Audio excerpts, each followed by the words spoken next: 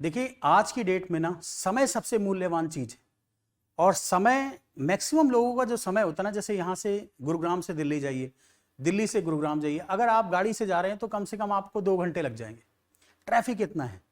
सो उस चीज को, उस टाइम स्पैन को कम करने के लिए हमने क्या किया, मेट्रो शुरू की। ऐसे ही अब क्या है कि जैसे दिल्ली, बहुत सारा इंडिया जो है ना डाइवर्सिफाइड है। आप देखिए इंडिया का जो टेरेन है वो डिफिकल्ट टेरेन है। आप इधर चले जाइए, जैसलमेर साइड में है तो आपको डेजर्ट मिलेगा। आप नॉर्दर्न में चले जाइए, आपको रग टोपोग्राफी मिलेगी, हिमालयन मिलेगा। आप जम्मू कश्मीर में जाइए तो आपको हिमालयन टोपोग्राफी मिलेगी। इधर आप अरुणाचल प्रदेश में जाइए, वहाँ पे आपको हिमालयन टोपोग्राफी मिलेगी। कहीं कोस्टल रीजन मिलेगा। हमारी जो टोपोग्राफी बहुत डिफिकल्ट है। अब पॉइंट ये आता है कि जैसे मान लीजिए यहाँ से जम्मू एंड कश्मीर जाना है, पहले क्या था, पहले तो एयर कनेक्टिविटी भी नहीं थी।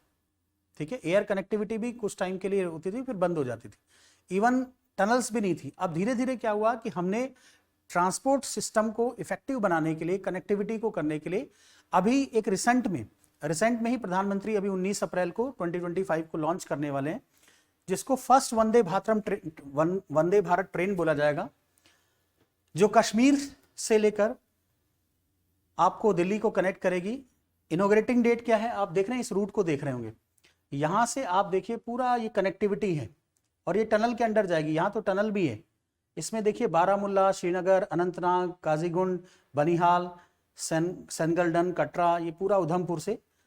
इनोग्रेशन 19 अप्रैल 2025 को होने वाला है। कटरा एंड श्रीनगर के बीच में completion of 272 kilometres, Udhampur Srinagar, ये 272 किलोमीटर का ये पूरा रेल ट्रैक बनाया गया। और यहाँ टोपोग्राफी बहुत आसान नहीं है, बहुत डिफिकल्ट है। टनल के बीच में से जा रही है, पहाड़ों को काटकर बनाया गया है इसको। सो इनिशियल ऑपरेशंस देखिए, Vande Bharat express will initially run from Katra as a Jammu railway station is currently undergoing renovation. क्योंकि कटरा से चलेगी, क्योंकि अभी जो है जम्मू का जो रेलवे स्टेशन है वो रिनोवेशन में चल रहा है। वंदे भारत एक्सप्रेस की अगर बात की जाए तो वो रिड्यूस कर देगी जर्नी टाइम। किसके बीच में, मैंने बोला टाइम को बचाना बहुत जरूरी है। सो कटरा और श्रीनगर के बीच में जो 3 घंटे की जर्नी को रिड्यूस कर देगी।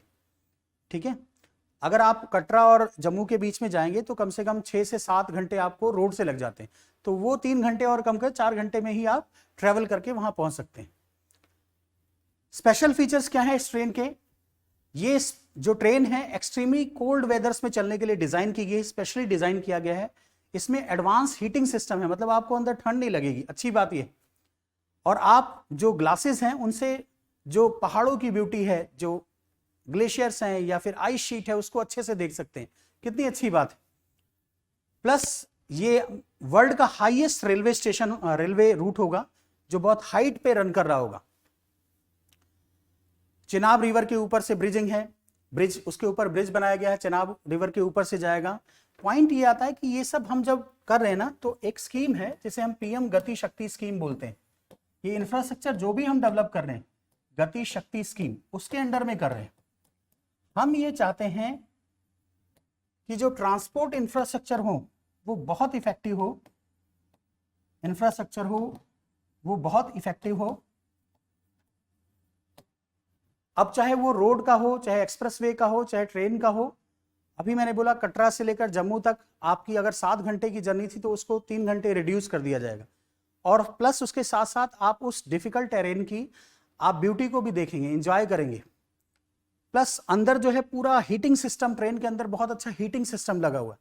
सो मीन्स टूरिज्म को प्रमोट किया जाएगा। और उस टूरिज्म एक्टिविटी से क्या होगा कि जो वहां के लोकल लोग हैं, जम्मू से लेकर कटरा के बीच में जितने भी स्टेशन हैं, उन सबको एम्प्लॉयमेंट मिलेगा। जब एम्प्लॉयमेंट मिलेगा तो वो लोग टेररिस्ट एक्टिविटीज की तरफ अट्रैक्ट नहीं होंगे। आप देखिए इस छोटे से एक प्रोजेक्ट से कितना सोशल चेंज आएगा और कितना इकोनॉमिक डेवलपमेंट होगा उस रीजन में। ऐसे ही सेम नितिन गडकरी जी ने क्या किया है, रोड्स बनाना शुरू किए हैं, एक्सप्रेसवे बनाए हैं। आप देखिए यूपी चले जाइए, आप मध्य प्रदेश चले जाइए, आप हरियाणा में चले जाइए, कितने अच्छे एक्सप्रेसवे बन गए। और ये एक्सप्रेसवे क्या है, हमारी जो प्रगति है, जो हमारा इकोनॉमिक डेवलपमेंट है, जो हमारा सोशल डेवलपमेंट है। लोग ये सोचते हैं कि रोड्स बनने से सिर्फ इकोनॉमिक डेवलपमेंट हो, नहीं नहीं, ऐसा नहीं है। रोड्स बनने से इकोनॉमिक डेवलपमेंट के साथ साथ सोशल डेवलपमेंट भी होता है, सोसाइटी का डेवलपमेंट भी होता है, सोसाइटी का माइंडसेट भी चेंज होता है, क्योंकि कनेक्टिविटी होती है उससे। वो अर्बन सेंटर से कनेक्ट होते हैं तो उनमें एक लिबरल एटीट्यूड आता है तो सोशल डेवलपमेंट भी होता है। अगर हम अटल बिहारी जो हमारे प्रधानमंत्री थे उनकी बात करें तो वो हमेशा एक स्टेटमेंट बोला करते थे, roads are the gateway of development. जब वो डेवलपमेंट वर्ड बोलते थे ना, ये बोलते roads are the gateway to development, that means inclusive development की बात करते थे कि आप कुछ मत करिए, बस हर गांव को एक एक्सप्रेसवे से कनेक्ट कर दीजिए। प्रधानमंत्री ग्राम सड़क योजना इसी उद्देश्य से शुरू की गई थी। 2001 में प्रधानमंत्री ग्राम सड़क योजना इसलिए शुरू की गई क्योंकि 2001 में प्रधानमंत्री अटल बिहारी वाजपेयी जी थे और वो हमेशा ये मानते थे कि आपको गांव को कुछ देने की जरूरत नहीं, बस उसे एक अच्छा रोड दीजिए, वो अपना इकोनॉमिक डेवलपमेंट, सोशल डेवलपमेंट खुद कर लेंगे। और इसी चीज को नितिन गडकरी साहब ने आज देखिए, एक्सप्रेसवे पूरे इंडिया में एक्सप्रेसवे का जाल है।